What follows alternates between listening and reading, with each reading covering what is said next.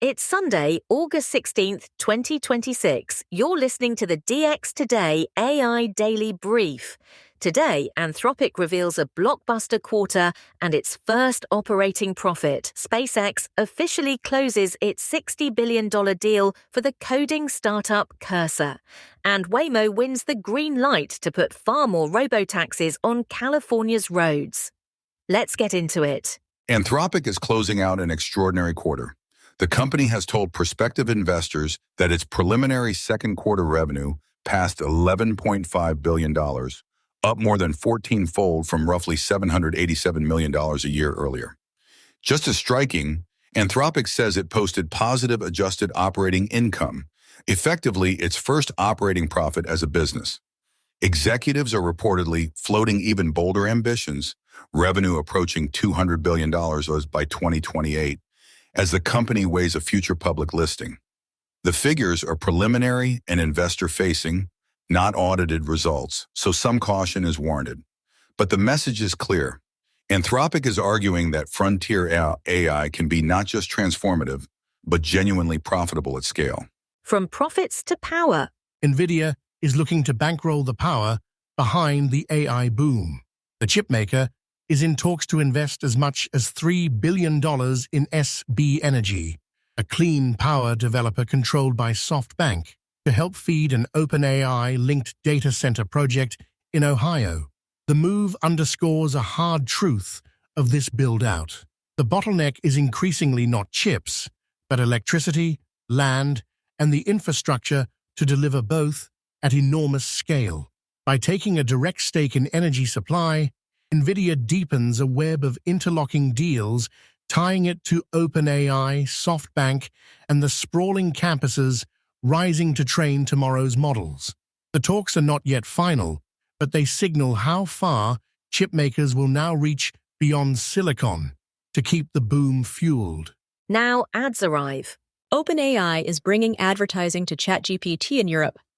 On August 15th, the company emailed free and lower-tier users across the European Economic Area and Switzerland, telling them ads will begin appearing in the assistant later this month. It is a significant step in OpenAI's search for revenue beyond subscriptions, and it lands in the region with some of the world's strictest rules on data and consent. The rollout arrives alongside fresh scrutiny of how OpenAI's web crawlers treat publisher restrictions, with one report finding its user-triggered fetching bypassed site blocks more often than rival crawlers. Together, the two threads sharpen a question hanging over the whole industry. How will AI assistants make money, and who pays the price along the way? A record deal closes. One of the largest deals in AI history has now officially closed. SpaceX has completed its roughly $60 billion all-stock acquisition of AnySphere, the company behind the popular coding assistant Cursor. The purchase, first struck back in June, folds one of the fastest-growing developer tools into Elon Musk's rocket and satellite empire, and into its expanding AI ambitions. For SpaceX, Cursor brings a large and loyal base of engineers, plus a foothold in the red-hot market for AI that writes and reviews software. For the broader industry, the close is another sign that coding assistants have become strategic assets worth tens of billions, and that the race to own the tools developers live in is far from over. Over at Microsoft. Microsoft is reshuffling its Copilot lineup, and not everyone will be pleased. The company confirmed it will retire the Copilot function in Excel, the formula that let users call AI directly inside a spreadsheet cell, with removal set for September 14th, barely a year after it first appeared in testing. At the same time, Microsoft is merging its consumer Copilot app and its Microsoft 365 Copilot into a single unified experience, and retiring Miko, the animated mascot that had briefly become the friendly face of Copilot voice. Taken together, the changes read as a company still figuring out how AI should live inside its products, willing to launch boldly, then pull back and consolidate when the pieces do not quite fit. Now to China. China's open model push just gained new momentum. The Beijing lab Zhipu, which operates under the brand Z.AI, has released GLM 5.3, a powerful new model aimed squarely at coding and cybersecurity tasks. For now, it is available through the company's coding service and agent, with the full open weights promised in about 2 weeks, once security hardening is complete. The release matters beyond benchmarks. It is part of a broader wave of Chinese labs shipping capable open weight systems at aggressive prices, pressuring Western rivals on both cost and access. As the open versus closed debate intensifies, GLM 5.3 is a reminder that some of the most competitive open models are now coming from China. Back on the road. Waymo is about to get a great deal bigger. California regulators have approved a sweeping expansion of the company's robo-taxi service, clearing it to carry paying riders across far more of the San Francisco Bay Area, Los Angeles, Sacramento, and San Diego. It is one of the largest single expansions yet for a driverless operator in the state, and it cements California as the center of gravity for autonomous ride-hailing. Waymo's driverless cars are already completing hundreds of thousands of paid trips every week, and each new market widens its lead over rivals still working to scale.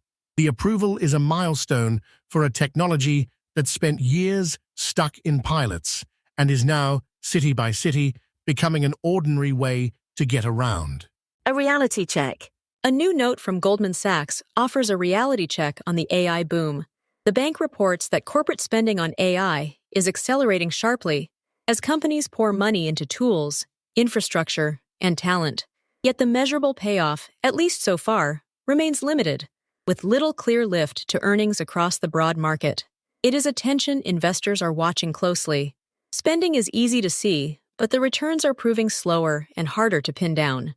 Goldman's analysts suggest the gains are real but early, concentrated for now in a handful of leaders rather than spread across the economy. For a market that has bet enormous sums on AI, the message is patience.